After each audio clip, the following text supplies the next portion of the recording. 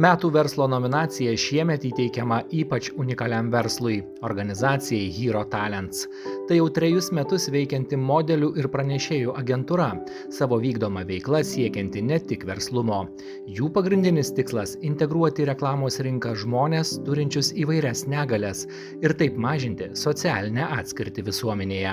Hero Talents įkūrėja Ema Navickienė sako, kad pati būdama Klaipėdos rajono gyventoja visada siekia įtraukti į vykdomą veiklą kuo daugiau būtent rajone gyvenančių žmonių. Ir nors šiandien jų dar nėra labai daug, tačiau pokytis pastebimas. Savo veiklos prasmę jaučiu tada, kada matau realų pokytį tiek žmonių gyvenime, tiek visuomenėje.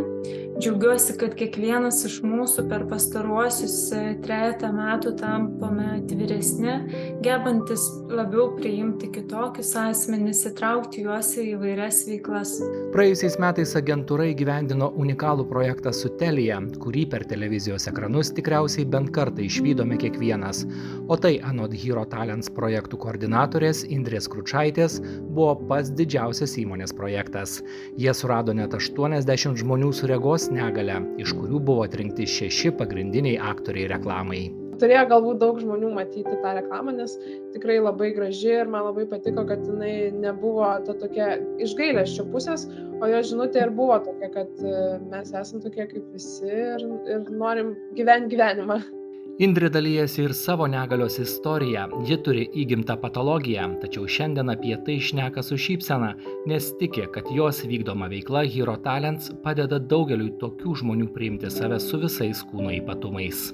Norisi, kad žmonės suprastų, kad tai nėra tik tai dėl to, kad ten, tarkim, parodyt kažkokią reklamą ir su ja viskas baigsis, kad tai turi būti tęstinumas, kad tai turi būti jau įprasta mūsų kasdienybėje. Mano asmeninė ir yra tokia kaip misija tiesiog padėti kuo daugiau žmonių jaustis gerai, nebūtinai turinčių negalią, o apskritai visiems žmonėms.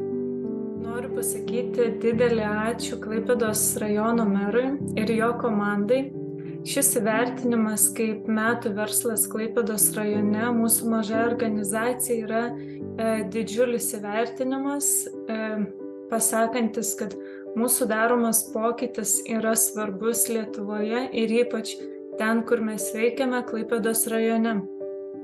Dėkoju, kad mus pastebėjote ir ačiū Jums labai.